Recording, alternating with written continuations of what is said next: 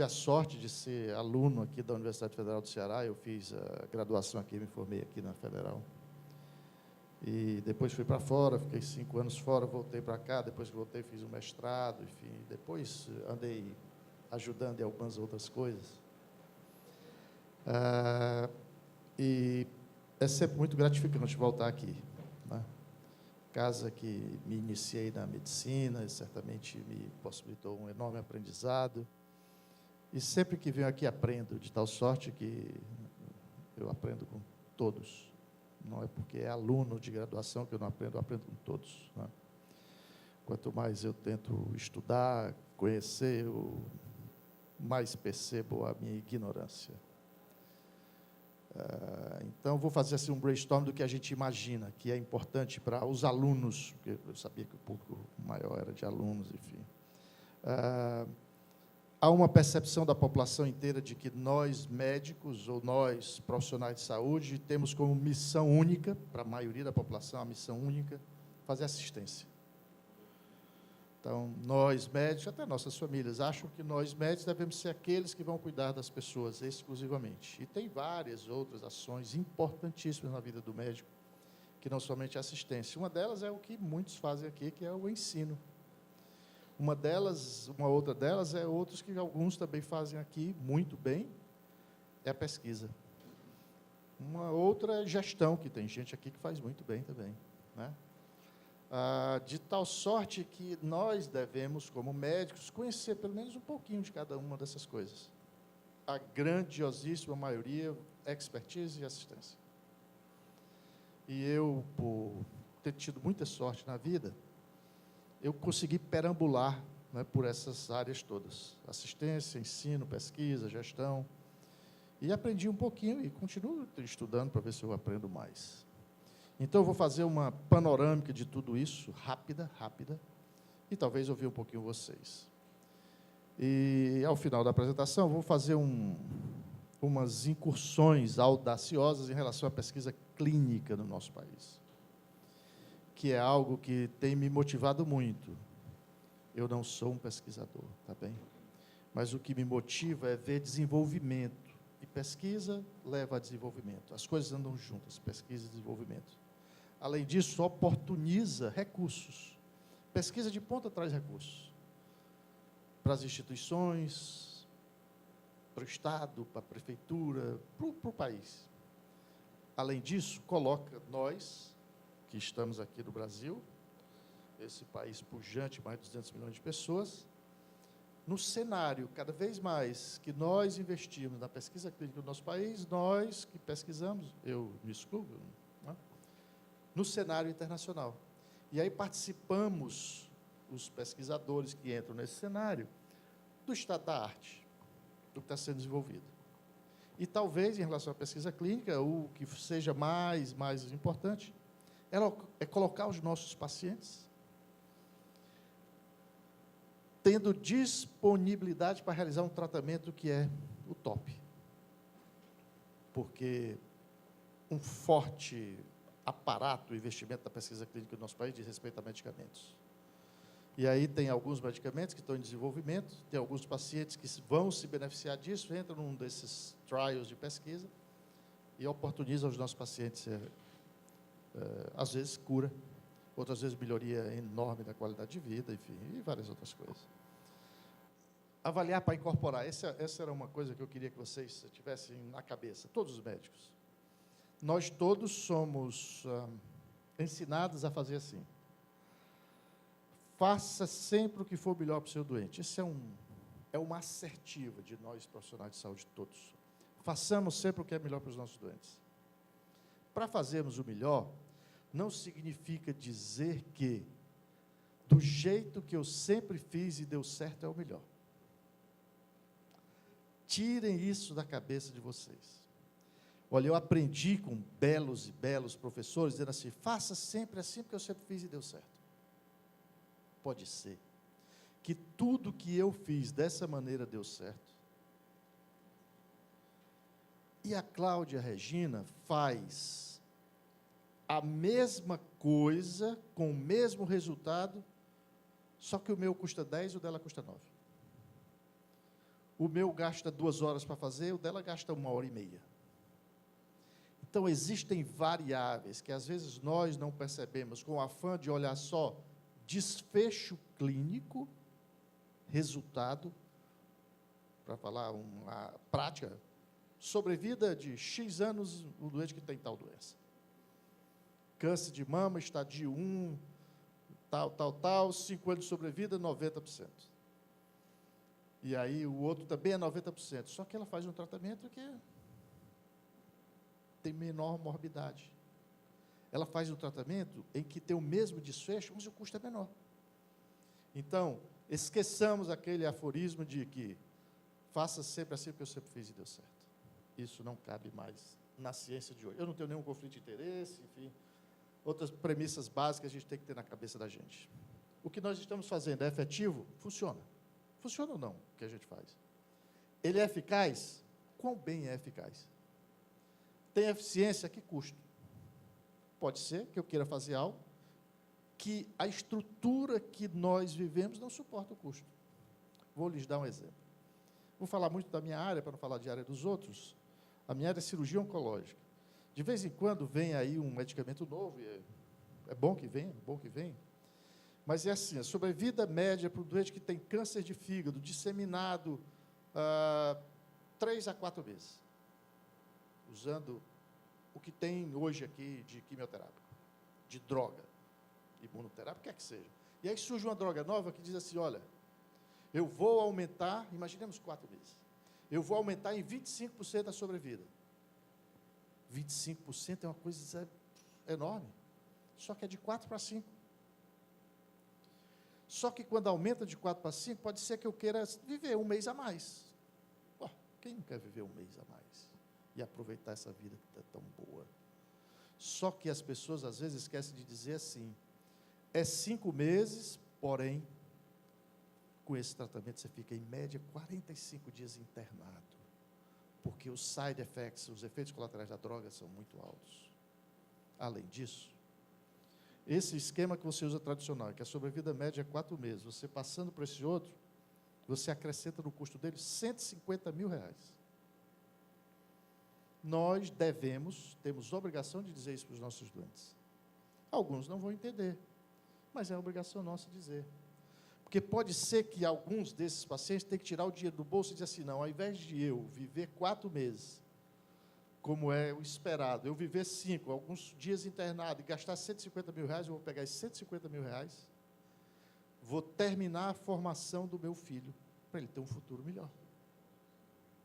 E aí essas tecnologias novas que chegam, como é que tem um impacto disso aí? Isso toda hora chega.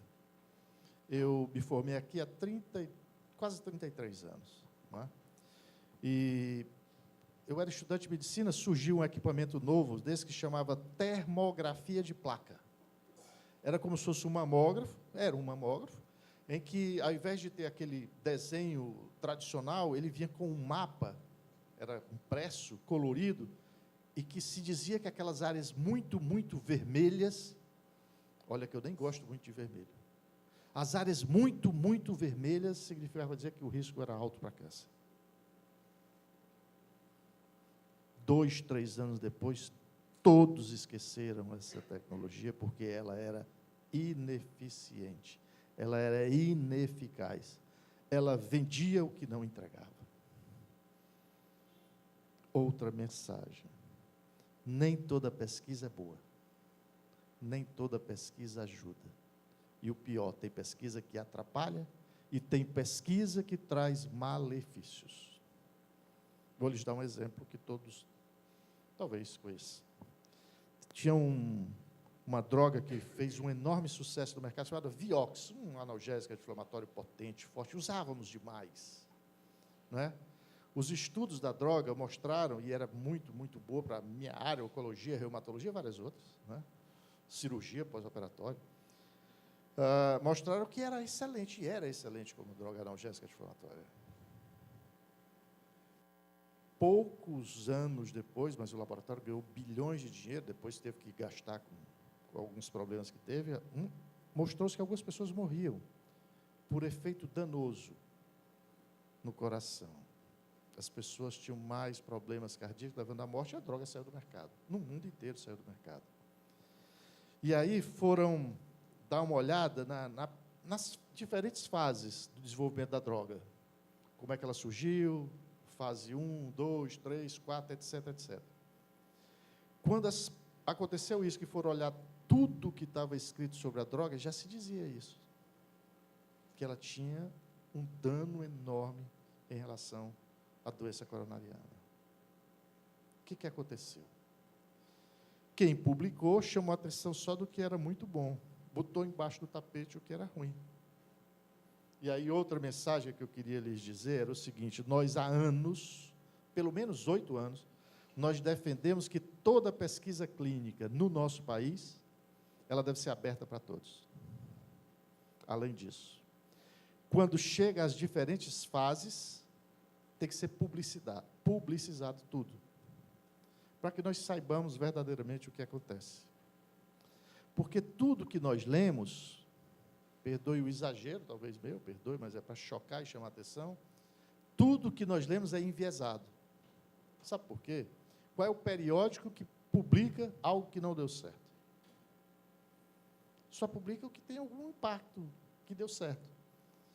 E aí, por causa disso, muitas pesquisas são repetidas em relação a assuntos que já se sabia que não servia. A partir do momento em que, se fosse obrigatório, você deixar uma plataforma em que você, pesquisador, iria iniciar uma pesquisa e tivesse à disposição todas as pesquisas iniciadas, porque muitas não acabam, porque não desenrolar, não vai para lugar nenhum, você evitaria muito desperdício. E nós não teríamos tanto enviesamento. Então, o que nós lemos é normalmente aquilo que tem impacto. As prioridades nossas são acesso, com qualidade e segurança, sustentabilidade, pensando no coletivo. Esse é o foco. Esse é o foco. Os efeitos das novas tecnologias, isso eu já me referi, equidade, qualidade, etc, etc. A medicina moderna, todos nós conhecemos. Eu vou passar algumas coisas rápidas, a apresentação fica à disposição de quem quiser. Não podemos esquecer que eu falei muito mal da pesquisa, mas que tem um grande avanço a pesquisa. Eu sou um defensor quanto mais. Eu sou uma das pessoas que tem o nosso DNA mesmo, num projeto de lei que está em curso no Congresso Nacional, chamado PL 200, que diz respeito a alavancar a pesquisa clínica do nosso país. Nós ajudamos a redigir. Então, estou falando dos senões, mas é fundamental pesquisa e desenvolvimento, de tal sorte que nós queremos que amplie no nosso país. Vacina, que coisa maravilhosa as vacinas. Antibióticos vários. As drogas que estão aí agora, os imunobiológicos, que coisa maravilhosa, né? Então, tem muita, muita coisa boa.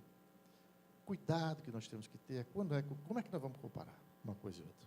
Ora, se eu olhar para esses dois carros, eu vou achar o vermelho do Fusquinha mais bonito. O brilho do Fusquinha é mais bonito. Mas quando eu avalio tecnologia, eu não posso comparar a tecnologia de uma Ferrari com a tecnologia de um Fusquinha. Mostrando que quando nós avaliamos tecnologias, tem várias e várias variáveis, não achamos que estamos descobrindo a roda, porque tem muita coisa para avaliar. Muita coisa para avaliar. E aí eu chamo a atenção só de que, o que tem na literatura, quais são os dados reais, e se tem avaliação econômica. Não adianta eu descobrir algo que não consigo colocar no mercado, que não é acessível. O que eu acho, penso, defendo é o seguinte: se nós tentarmos trabalhar de maneira adequada, descobrir determinadas coisas que têm um forte impacto e os governos não se sustentam para bancar isso tudo, que estratifiquemos. Por exemplo, imaginemos que foi um avanço enorme, hepatite C. Hoje cura-se muita hepatite C. E aí você tem esse rol de medicamentos, cura 95%, tem um medicamento novo que vai curar 98%. Só que o custo dele é muito alto. Como é que eu faço? Estratifico. Eu crio subpopulações que têm hepatite C, com risco mais de X, Y, Z, por exemplo, carcinoma hepatocelular, etc, etc, e vou para essa população, para eu não ficar à margem do desenvolvimento. porque no nosso país hoje ocorre o seguinte: existem coisas novas, boas, em que tem uns inteligentes do Ministério da Saúde, muitas vezes, ou da Anvisa, o que quer que seja, que eles não incorporam, enviesando a análise de incorporação, porque já tem fortíssima evidência científica de que aquilo é bom, do ponto de vista econômico. Somente do ponto de vista econômico. Eu penso que nós devemos dizer assim: é bom, está comprovado, tem forte evidência científica, porém, não é possível incorporar para todos, ou nesse momento não é possível incorporar para ninguém. Você não pode deixar de reconhecer o avanço. Isso não pode jamais. Então, tem vários tipos de custos, e nós olhamos muito para o desfecho, só, resultado, só. Devemos, sim, olhar para o desfecho, mas olhando o desfecho como um todo. O resultado é igual, é melhor, é para todos, o custo é adequado, é suportável, ou o que está estabelecido, o custo é muito mais baixo, que não adianta. Hoje se usa muito mais, obviamente, as colonoscopias, mas o acesso ainda é difícil no nosso país, e tinha um testezinho chamado Guaiacol, que era o teste de pesquisa de sangue oculto nas fezes. É que o ideal era fazer 3 amostras. Mas por que 3 amostras? Porque foram feitos estudos mostrando que se fizesse uma amostra, ia pegar uma população muito pequena. 2 também, 3, uma população maior. E por que 4? Porque se você faz mais, é porque o custo para fazer em 4, quando eu aumentava o número de pessoas que eu detectava, não era suportável, você não conseguia, não valia a pena, né? Então, é olhar para todos os ângulos. Uma mensagem importante, porque eu me deparo com isso agora, mais que eu voltei a ter uma atividade clínica mais intensa, com estudantes, residentes, enfim. E eu conversava um pouquinho com o Luiz Roberto. Utilizem informação da melhor maneira que vocês puderem. Não existe nada melhor, ninguém tem nada mais valioso do que boa informação. Excelente banco, você fala muito hoje em Big Data. Excelente banco de dados. Se você pegar esse banco de dados, transformar em boas informações, e essas informações em ferramentas de trabalho, é um estado da arte. E nós, que lidamos com pacientes, onde é que se obtém as melhores informações? Nos prontuários.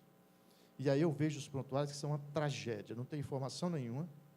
Às vezes as informações são desencontradas, às vezes se escreve o que não faz, o que é mais grave ainda. Imagina, eu sou um desses médicos curiosos, estou lá em Crateús, cidade que eu nasci, Crateús, Ceará. E aí vou fazer um trabalho retrospectivo, que é importante o trabalho retrospectivo também, né? E aí vou ver os doentes que tinham câncer de estômago, como é que eles foram operados, para ver o resultado. As informações dos prontuários são ruins, as informações dos prontuários são desencontradas. Às vezes o que o médico descreve, que você vai comparar com o exame anatomopatológico, não bate. Não bate. Ele diz, por exemplo, que na descrição que fez isso. A peça não tem nada disso do que ele disse. Ou tem muito menos do que ele disse. Porque às vezes enviesa até para ganhar mais dinheiro. O que é mais grave ainda. Então, utilizemos o prontuário para levar informações verdadeiras. Ponto. Nós não podemos burlar a ciência. Porque senão nós vamos ter um banco de dados que é extremamente frágil. Como é que eu transformo isso em informação e ferramenta? Não tem como. Envieso tudo. Tudo. Então, prontuário é importantíssimo. Isso tem um valor enorme. Todo mundo está louco por que tem de bom nos prontuários.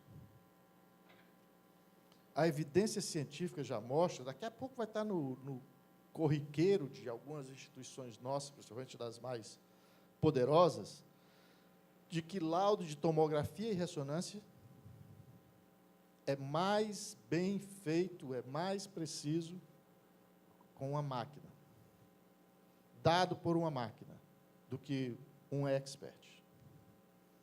Já tem estudos mostrando que os laudos de tomografia e ressonância magnética feito pelo Watson, o da IBM, é superior em acerto do que a média.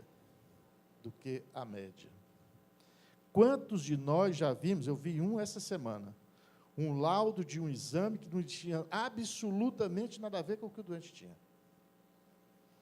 A partir do momento em que nós temos informação precisa, adequada, verdadeira, e armazenamos isso num forte banco de dados, que já tem milhões e milhões de imagens, e aí ele faz, a inteligência artificial faz essa coisa e diz, olha, essa alteração corresponde a isso.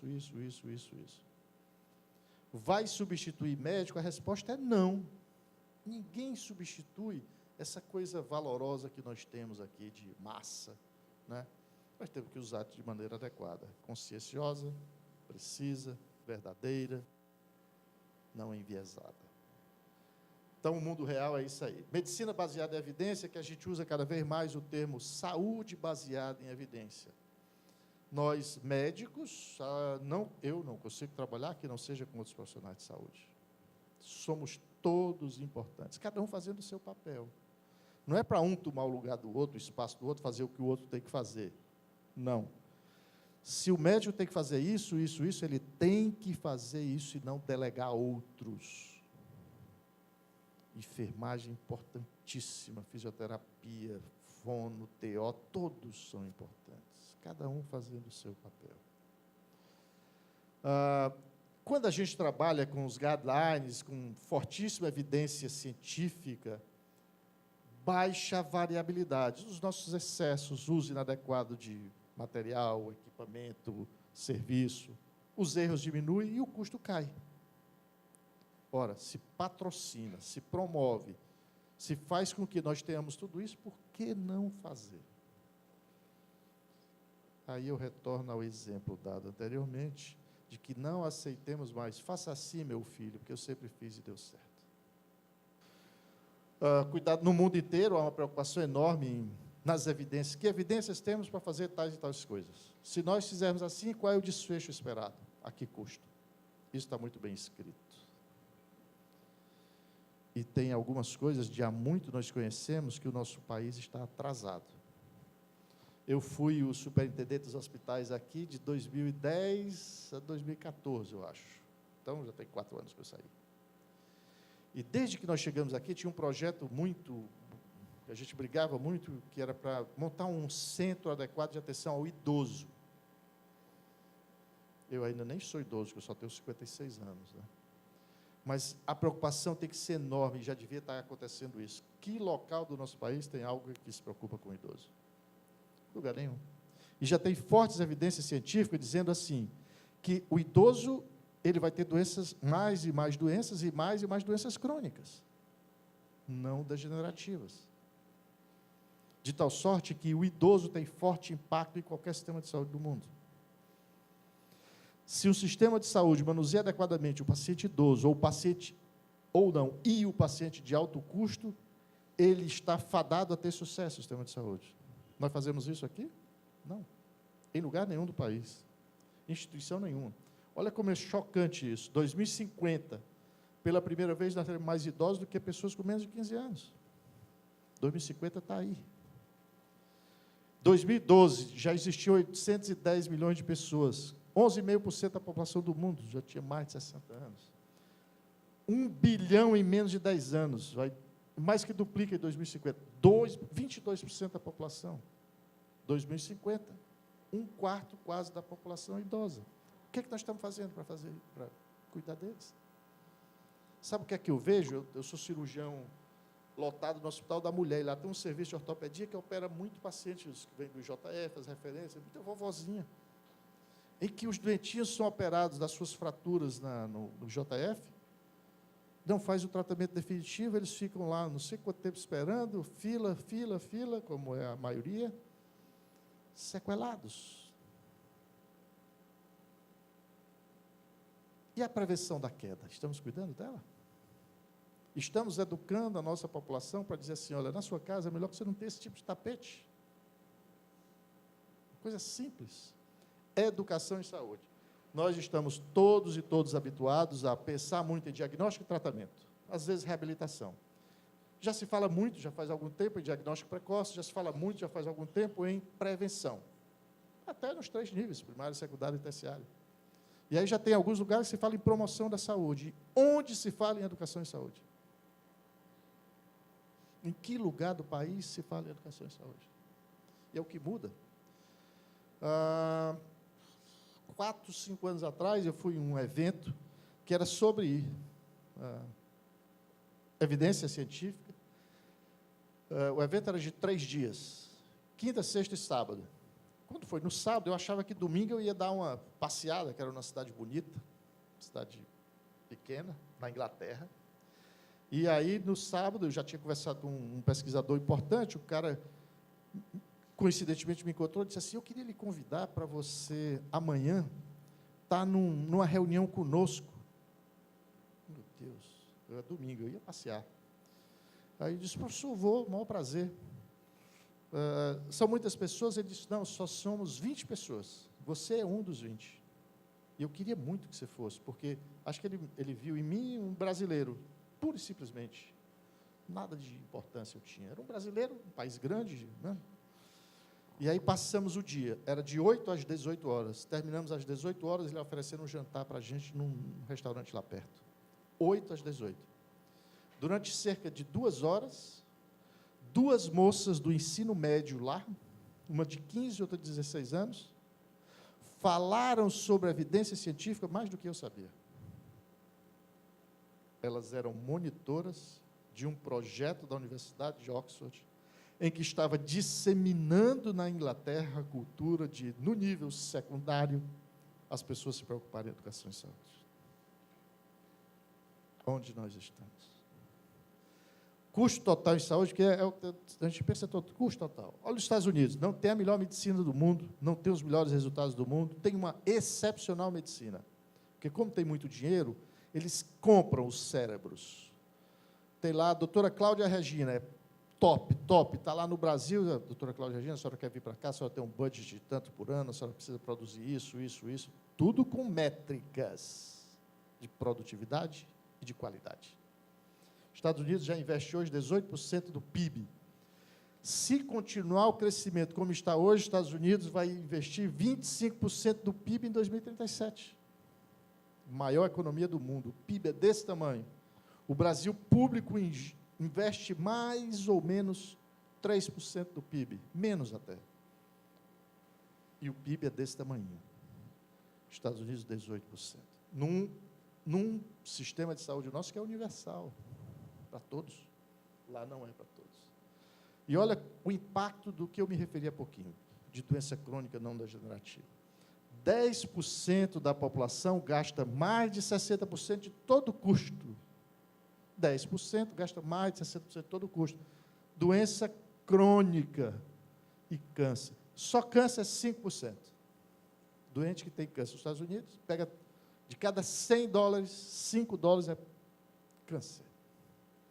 O que é que nós temos feito? Então, aqui só são provocações. O sucesso das nossas organizações certamente vai depender muito. O que eu estou entregando para a sociedade? E a que custo? Quais são os meus outcomes, como os ingleses e americanos chamam? Quais são os meus desfechos? Quais são os meus resultados? Quanto custa isso? Obviamente, quando a gente fala em valor do que eu estou entregando, tem que ter na nossa área fortíssima evidência científica. As práticas da transformação, aqui é só para chamar a atenção do quão importante é trabalharmos com guidelines, estabelecer métricas, custo e resultado, identificar paciente de risco e paciente de alto custo. Importantíssimo. Outra coisa interessante, que mesmo os americanos que já investem demais e têm muito dinheiro, eles se preocupam em dizer assim, o custo com a atenção em saúde não pode crescer mais do que cresce o PIB, porque senão ultrapassa todos os limites. Implantar protocolo, eu não vou me... E aí, outro dado importante para vocês conhecerem e pensarem. Onde nós estamos? Diagnosticando demais? Tratando demais? Usando demais? Vejo semanalmente exames desnecessários. Vejo semanalmente gente pedindo exame que ele sequer sabe avaliar o exame. vejo semanalmente exame desnecessário que tem risco o paciente fazer, sendo feito. Lembremos de uma cidade do interior de São Paulo, em que teve um acidente com o contraste quando foram fazer tomografias. Morreram 4 pessoas. Um acidente que trocaram lá uns remedinhos, tá bem? E aí morreram 4 pessoas. Das 4 que morreram, os 3 deles, o exame era desnecessário. Dos 4 que morreram, 3 tinham exames desnecessários. E aí pensemos, olha, eu vou pedir um exame para o doente, porque aquilo vai ter repercussão no diagnóstico dele, interfere no diagnóstico, interfere no tratamento, interfere no resultado. Vou pedir. Mas tem gente que pede porque é da moda, porque quer bater uma fotografia daquele exame naquele caso, e etc, etc, etc. E quando é um CT, uma tomografia, em que você injeta contraste e o doente tem risco? Então, pensemos nisso. Diagnosticamos de vez em quando. Tem coisa que não precisa diagnosticar, minha gente. Eu preciso saber a etiologia de uma gripe da maioria da população brasileira? Não. Nem tratar, às vezes. A maioria das vezes nem tratar. Porque nós sabemos como é que ela começa e termina. Obviamente que eu tenho que diferenciar de algumas que são importantes. É um paciente idoso com comorbidade, como é que ele está evoluindo, etc. É uma pneumonia? Claro. Então, pensemos nisso. Cuidado centrado no doente sempre, qual é o futuro, medicina de precisão, está na moda. Não sabemos quanto isso custa e quem vai pagar ainda, mas está na moda. Se puderem, alguém puder ler esse livro aqui, é um fenômeno esse livro aqui, é um best-seller nos Estados Unidos, o Ezequiel Emanuel, eu já tive com ele umas 2 ou 3 vezes, ouvindo falar nas conferências, foi o cara que era o ícone do Obama, né, em relação à saúde nos Estados Unidos. Ezequiel Emanuel já teve algumas vezes no Brasil. E aí, já vou acabar, vou passar só um pouquinho sobre a pesquisa clínica. Novo, mas é melhor, é bom. Pensemos nisso. Mas nem sempre é melhor. Mas nem sempre é melhor. Por que pedir mais um exame se aquilo não interfere em nada? Só aumenta o custo, às vezes aumenta o risco. Os efeitos do tratamento. Tem um livrinho, Claudinha, não sei se eu já te dei esse livro, mas eu tenho vários na minha casa, posso deixar depois com a Claudinha. Nós ajudamos na tradução de um livro chamado Testing Treatments. E nós traduzimos para o Brasil, assim, avaliação de tratamento em saúde. Ele foi escrito por 4 pessoas, 3 médicos e uma leiga, advogada. Avaliação de tratamentos de saúde. Se você entrar na internet, Testing Treatment, tem várias versões. Já foi traduzido para 20 e poucos idiomas. Então, nós ajudamos na tradução para o português brasileiro. Essa mulher leiga, ela foi convidada para participar como autora do livro, porque ela teve um câncer de mama, uma advogada. Isso num país primeiro mundo, tá bem?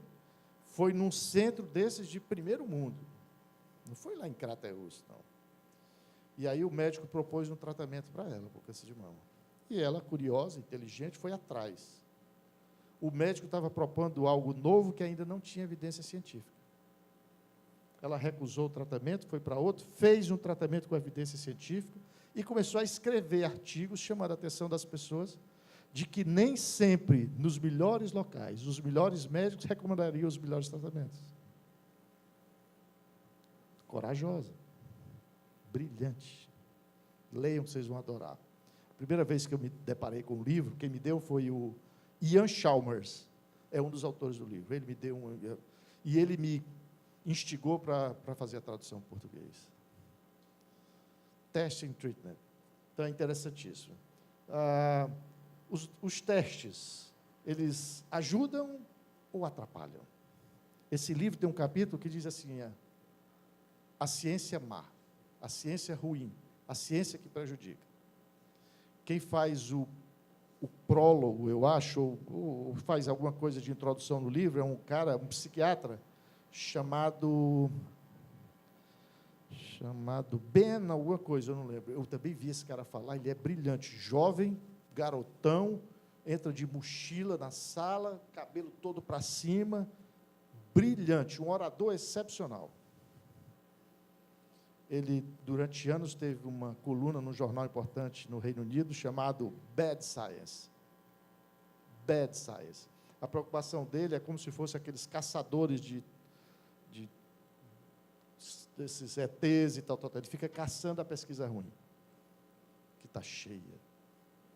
E, às vezes, desnecessária. Então, existe a pesquisa boa, ruim e a desnecessária.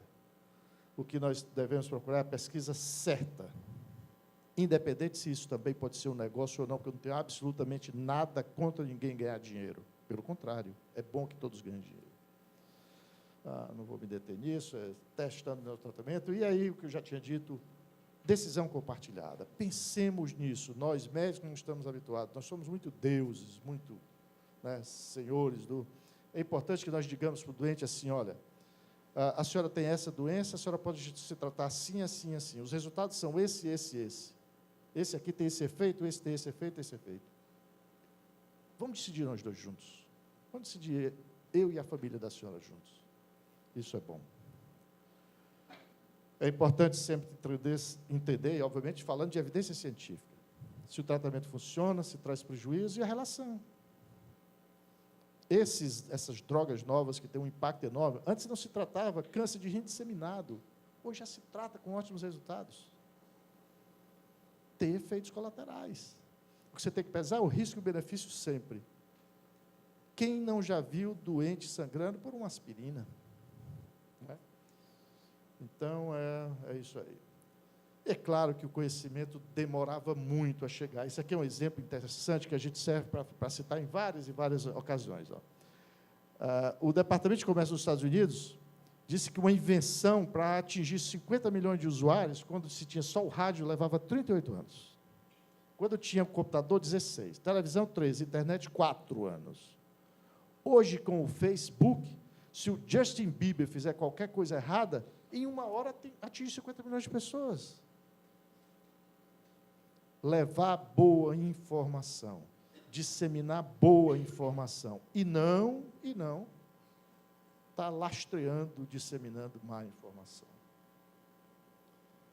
A educação continuada é importantíssima. Aí, esse também é um Instituto de Medicina nos Estados Unidos, escreve muito, tem um livro interessante, e aí ele faz essas 5 afirmações. Cuidado centrado do doente, os times interdisciplinares, não sei fazer nada só, a prática baseada em fortíssima evidência, tem que ter qualidade e, obviamente, utilizar métodos adequados para ter os dados. E aí a gente ia falar de educação e saúde. O gasto total com os profissionais de saúde em relação à educação é cerca de 100 bilhões ano no mundo inteiro. No mundo inteiro. Isso corresponde somente a 2%. Tudo da saúde, 2% é que se investe em educação só, quando eu analiso o mundo inteiro. Isso é muito graças a Estados Unidos, Canadá, Reino Unido, França e etc., porque aqui é muito baixo. É claro que meu conhecimento é finito, a minha ignorância é infinita, e pensar sempre o que oferecemos, se tem evidência, comparamos ou não, que desfechos, que custos, e se é possível para todos. O mais importante continua sendo fazer o melhor pelos doentes, chamar a atenção de educação e saúde.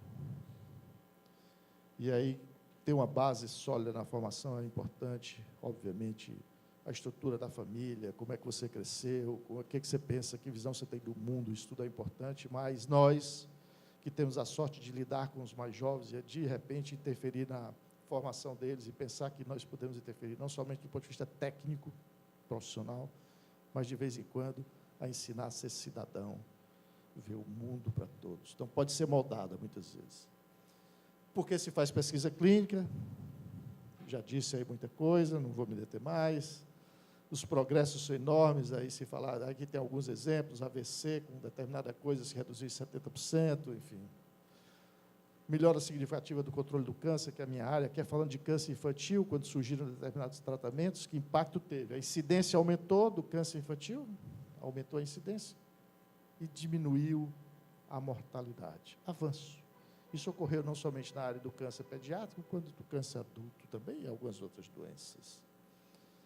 Algumas coisas da pesquisa, dos profissionais de saúde, o que é que isso impulsiona na prática médica e para o país, estimula a modernização, atualiza método padrão de qualidade, melhor eficiência na gestão. Então, pesquisa é sempre muito bom. É atividade de interesse para todos. O Brasil corresponde hoje a 2% da pesquisa clínica no mundo.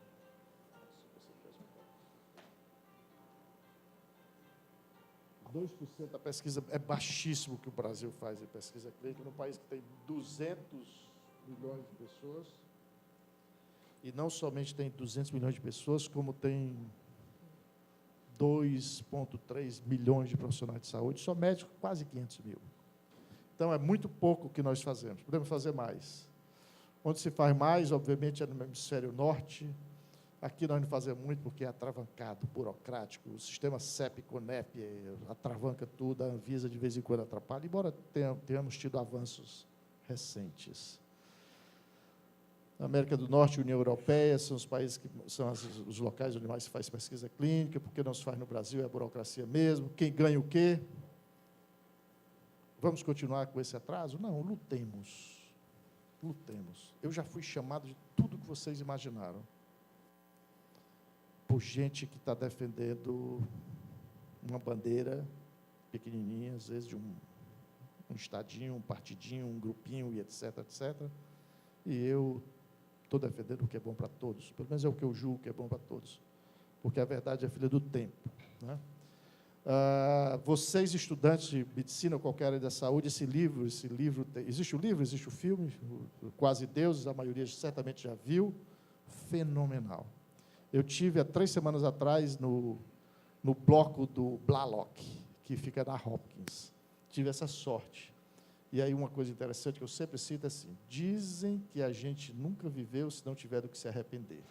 Eu me arrependo, tenho alguns arrependimentos, mas acho que devem lembrar, não do que perdemos, mas do que fizemos. Não tenhamos medo de fazer. Não tenhamos medo de errar, né? A verdade é filha do tempo, não da autoridade, e aí, claro, que era muito melhor que vocês estivessem com sol hoje, na beira da praia, de repente deitado numa rede com água embaixo, né, do que estar aqui me ouvindo. Mas é um enorme prazer estar aqui, muito obrigado.